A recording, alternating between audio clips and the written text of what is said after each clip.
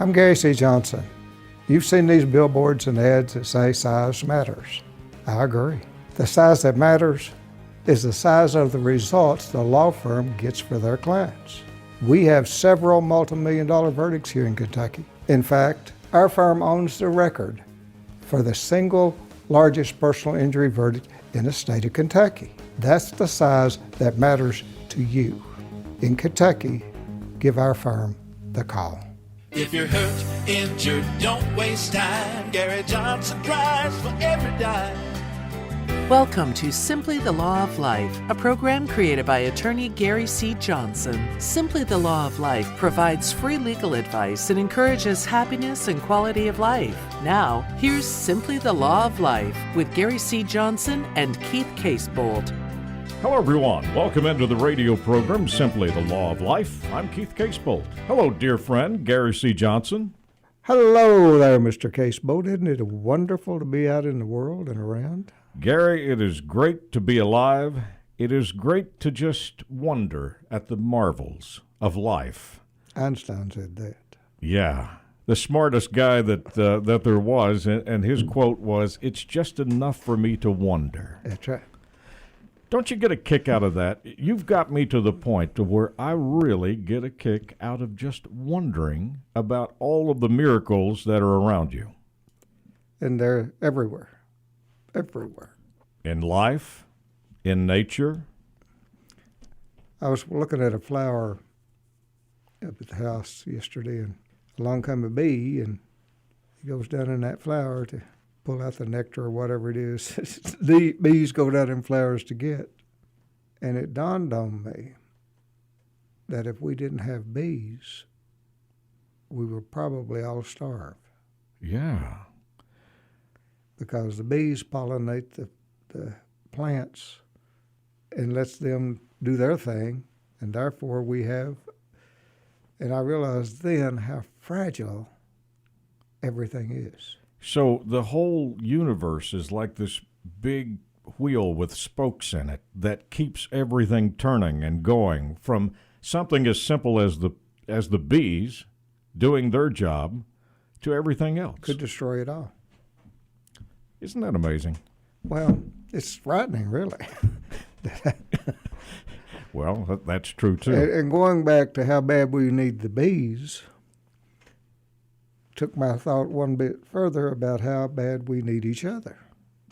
Because if we didn't have each other, and someone doing all of the jobs that are being done, raising the food and transporting it and getting the energy to use to raise, all of those things, if we didn't have people doing all of those jobs, we would also not survive.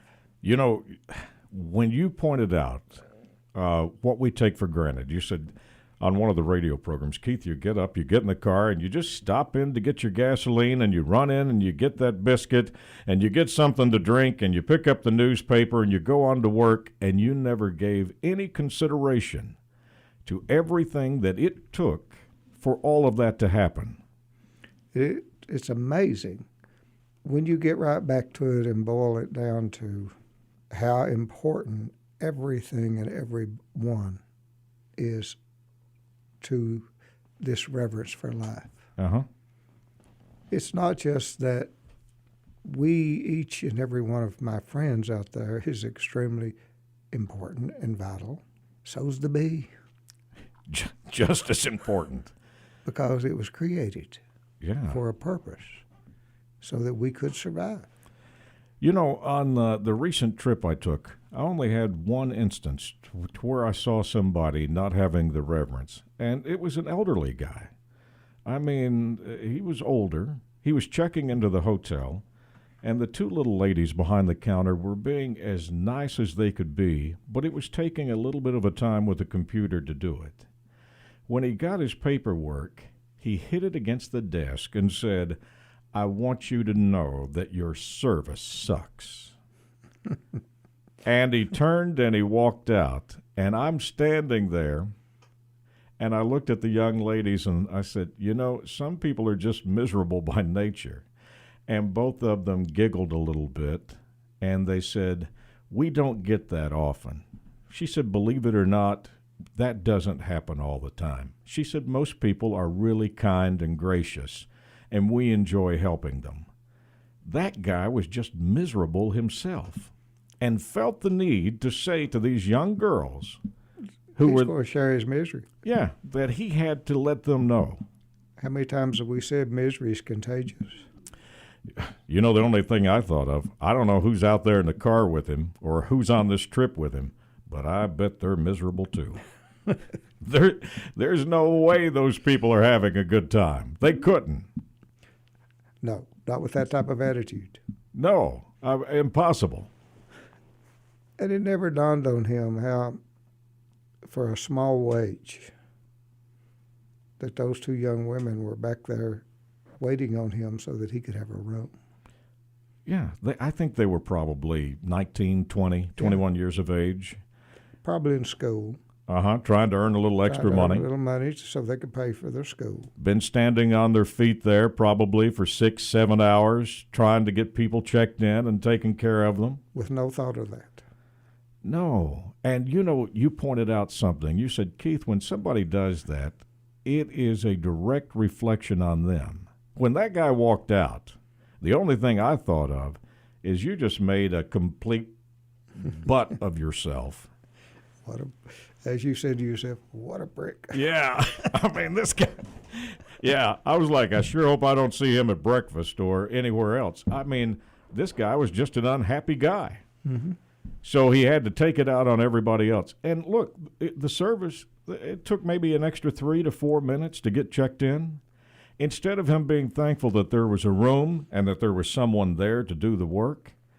I mean, Gary, as you pointed out, when you walk into the gas station, somebody had to get there at 4:30 to make those biscuits. They had to get there to cook. You go through the drive-through in the morning and get your breakfast. Some poor soul Yeah. that I hope is happy had to get up and go do that so you could have it. At your command. Mm-hmm. You get to drive through the drive-through, order your biscuit, your drink, it's there. All those things happen because somebody got up and did the job and did the work. And I hope, my friends, that when you deal with someone, that you look them in the eye and you say thank you for being here working. Yeah, let's go back to this guy that we're talking about because it seems like that could be a little bit of the problem in the world today. If you're not happy with yourself, and if you don't have respect for yourself, you're obviously not going to pass that on to someone else. Well, what does the book say? Mm-hmm. I looked this up after that, the 3 questions by Don Ruiz, and he said, over here in the 3rd chapter, the solution to all conflict is respect. Respect means the end to war, the end to an abuse, end to crimes. Self-respect will eventually rewrite the laws of your life. And this guy is saying the problem is not with everybody else. The problem is with you. You're the problem. And if they have a problem, it's because they have no respect for themselves. They don't like themselves. Right.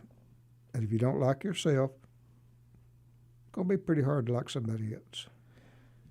So, Gary, shouldn't we start this really early on in the education process of talking to our children and letting them know? You say on this program time and time again that anyone that's listening to this program is unique, a one-of-a-kind, you're special. Well, if you felt that way about yourself, how would you ever possibly speak down or be nasty to another human being? Well, you wouldn't. But when you go back to our society, we teach probably early on that people are different and that we can each and every one be anything we want to be, even though we may be different in how we look or whatever. When in reality, that's just not true.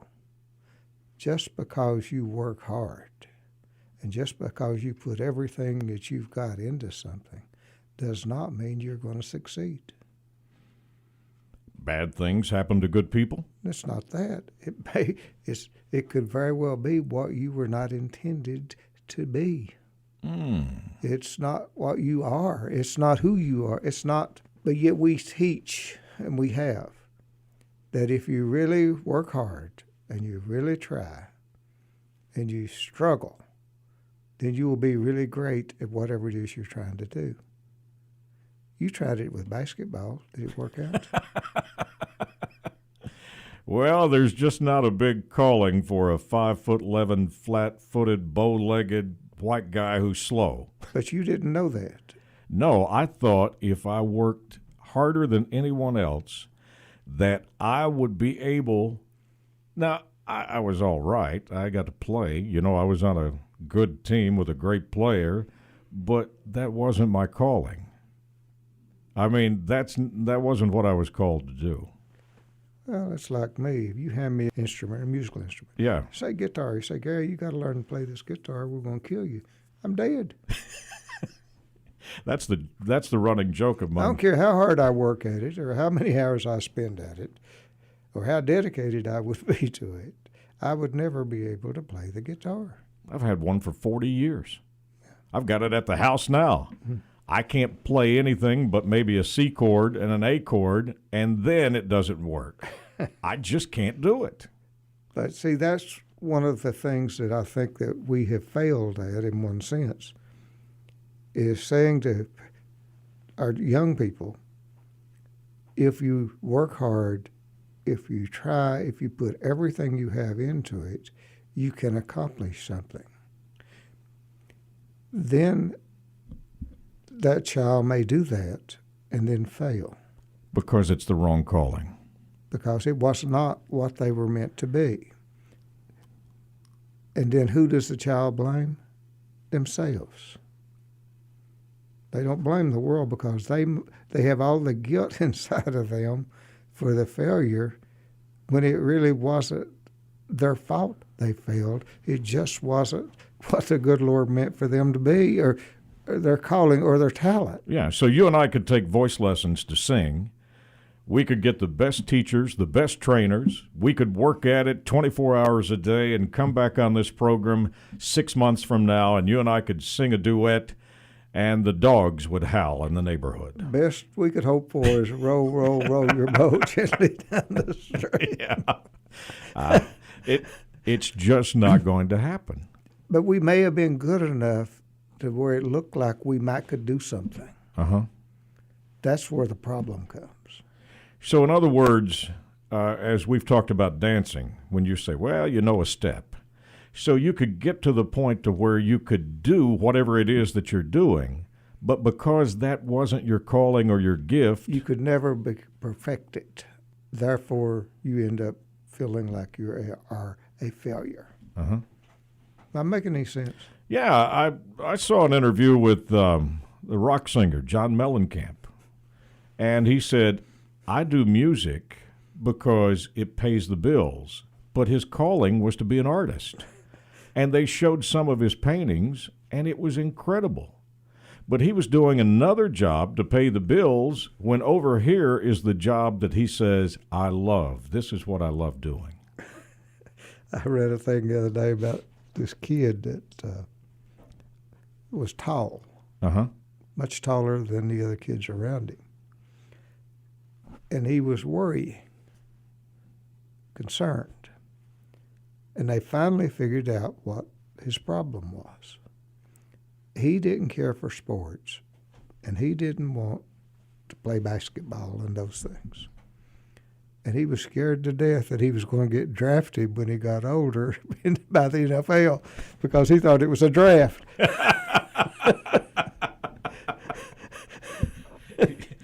You know, I saw this South Park cartoon. Mm-hmm. They had the reverse. The father wanted his son to sing and be musical and be in the choir, but he was a really good basketball player.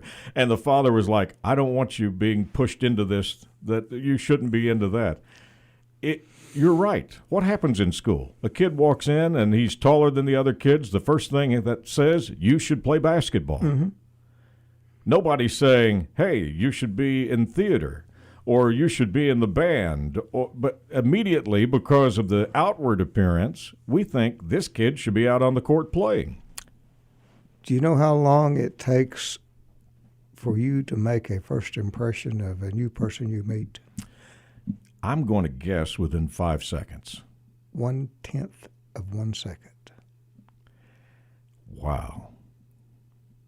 Think about that. That's how fast your body, your instincts, your subconscious, and all of that does an evaluation as to whether or not this is a danger, this person, or if this is a good person. 1/10 of a second. Well, prime example. I think you've seen my two boys, but I was in Lexington to see them. They've moved there, and I had John, my coworker, with me. And he said, your sons look like wrestlers.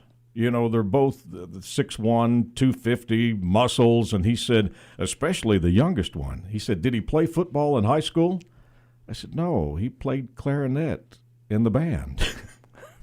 he's 6'1", and he looks like a brute. He's got all these muscles. But he liked music. That's right. That's what he should have been doing then. And you know what? He was really good at it. He made like all region and honorable state and all this stuff. I mean, the kid has got a musical ear. Where he got it from, I don't know. Didn't come from me. But you're right. We make that perception about people.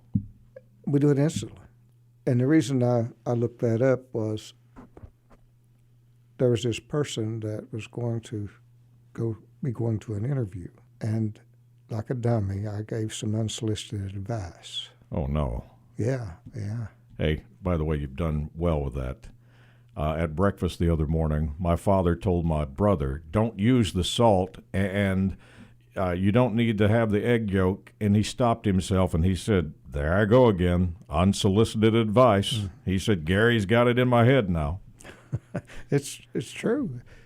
And the person got, as they should have, got angry with me because it was their appearance that I was trying to get them to alter, with the thought in mind of that 1/10 of a second that other people were going to be making a decision. And I was trying to explain to them, try to be at least neutral.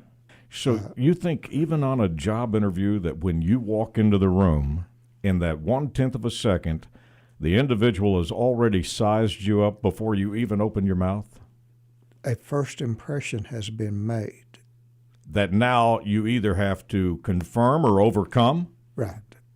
Believe it or not, most of the time, that 1/10 of a second first impression turns out to be accurate. And you want to know more about it, read the book Blink. Yeah. That's what it talks about, how quick we make that. And we don't do it consciously. It is our subconscious that knows everything and never sleeps. So it's no difference than if we're walking into a neighbor's yard and they have a dog. If the dog is wagging the tail, we assume it's a good dog. If the dog has a posture that looks like it might bite, we immediately size up the dog whether or not it's going to be friendly. You don't need to think about it. It happens. Right. So we do that with people. If you see a snake, you don't think about, is that snake dangerous? Oh, hell, I run. I run. Yeah. I don't care what kind of snake it is. Black snake, green snake, copperhead, it doesn't matter. If I see it, I run. Or sticks that look like snakes. You got that right. 100%. So is that why, Gary, it's more important than ever for us to be smiling? That's right. You can't be ugly if you smile. So if you're walking into an appointment, you're walking in to meet someone, if you're smiling, they're going to make that first impression that this must be a nice person. Or your dress. You know, we've got different generations. And it depends on which generation you're going to be meeting at the time. You should be conscious of how you dress.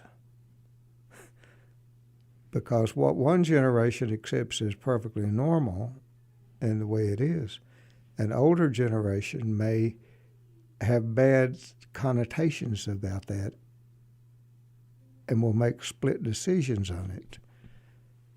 That you don't need to put yourself in that position is the point I'm making. Okay, so, you know, a lot of times I wear suit and ties. So I'm talking to a younger person last week, and I was in a suit and tie. You know what they asked me? Are you going to a funeral today, or do you have to attend a funeral? So this younger person thought that if I have a suit and tie on, it must be because I'm going to a funeral. Or something like that, right. Because that's not the normal dress for them in their job. In their, right, you got it. In their age group. Yeah. And that's what I was talking about.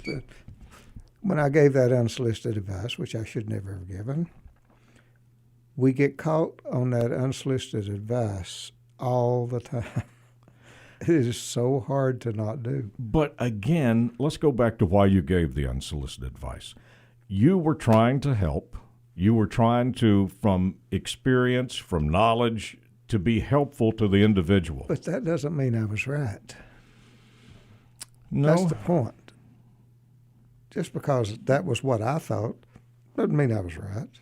I could have been 100% wrong. It never occurred to me that I could be 100% wrong because that's how we human beings operate. Well, you're right. It's different. All of the workers at Apple, they wear flip-flops, shorts, T-shirts. Huh. It's a new age.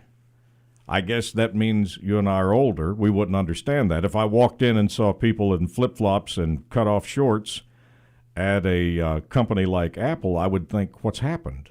But that's the new era, I guess. Well, I guess the biggest lesson that if I was going to teach one lesson to the people that are listening to this program, it will be always keep in the back of your mind that you could be wrong. Yeah, unlike the individual who said they were right and you were wrong and they were 100% sure of it. Mm-hmm. Yeah, isn't that amazing to just say that? There's a good chance I could be wrong. As Dale Carnegie said, always be quick to say, I was wrong. I frequently am. So for all of our friends listening to this program, this is just you and I talking, and we're just asking questions, and we're thinking out loud. Everything we say, we could be wrong on it. 100%. And I'm sure there's somebody listening right now that says, hey, you are. Absolutely. I guarantee you. And maybe to them, we are. The one thing I don't think I'm wrong on is the value of each and every human being. You're 100% right. Now that, I don't have any qualms about that. That everybody is unique, I don't have any qualms about that. I'm comfortable with that. Deserves the right to pursue happiness? And should insist on the right to pursue happiness. I like that word better. And I don't think I'm wrong when I say to my friends that if you're miserable, change. Because you were not meant to be miserable when you came up, when you were born, and you were a little bitty baby. Nobody put a stamp on your forehead that says, okay, this one's going to be miserable and this one's going to be happy. Right. You have an equal opportunity to be happy. But, just think about what you just said. Go back to the book with Don Ruiz, and his line is, the solution to all conflicts is respect. You just proved that by saying you have respect for life, every individual's life, to be happy, to pursue happiness, to find out who they are and what the great gift is that they've been blessed with to do in this world. And don't worry if you failed. It's no big deal. Everybody that's tried to do anything in life has failed at least once or twice, maybe 10 times. How many times was it that Abraham Lincoln lost elections? Was it 15 times before he won anything? Oh, my goodness, you read that. I did not know that. I don't know. Everything he ran for, he lost. I don't know that he won one, except the presidential. Right, the only one he ever won was the president. Yeah, he lost every other race. No matter what it was for, he lost it. So, my friend, just because you fail doesn't mean a thing. It means you're wiser. May mean you're poorer right now, but you'll overcome that. Yeah. Henry Ford had the Model T. The reason it was the Model T is because A, B, C, D, E, F, all that didn't work. Mm-hmm. He got down to the T in the alphabet before he finally figured it out. So, friends, it's a wonderful world. It is an exciting world to be part of. And understand that and understand your own self-worth. Have respect for yourself and respect for others, and say thank you a lot. You go into a meal tonight and someone's fixed it for you, you look up and you say, thank you for this good food that you fixed for me. And Gary, one more time to the people that are in the service industry right now, because there's a shortage of workers. And you've got individuals right now that are doing the job of 2 or 3 people, whether they're waiting on tables, they're cooking, they're working the cash register. These individuals are overloaded with work. Please say thank you to them. I was in the drive-through line the other day. I won't say where. And it was very, very slow. And things were not moving, and a couple of people cut their cars out and went on, and you could see the frustration building. And the person with me said, well, what are we going to do about this? I said, well, we're going to be sitting here, we're going to wait, and we're going to be so grateful to the ones that did show up for work today. Yeah. Because they are absolutely in there putting everything they've got in this so this company can stay in business, and they're probably covering for 3 or 4 other people. Yeah. And that's the attitude we're going to take. For low pay, and unfortunately, not a lot of praise or respect. And when I got to the window, I told them, thank you so much for being here, because you are what makes the world go around. I don't know that we could end the show on a better phrase than that. Respect and thanks. I think that's what we're going to try to do this week. And make a little mental note or write it down. How many times a day you come in contact with somebody that is just a wonderful person. And that you need to say thank you to. Yes, maybe a couple of times. Mm-hmm. If you need to get in touch with Gary, you can do that. Gary at GaryCJohnson.com. My friend, I enjoyed the conversation because you started out the program with, isn't it wonderful to be here and be alive? And the answer is, yes. It is. On behalf of Gary C. Johnson, I'm Keith Casebolt. Thank you so much for tuning in to today's program. We look forward to seeing you again next week, right here at this same time.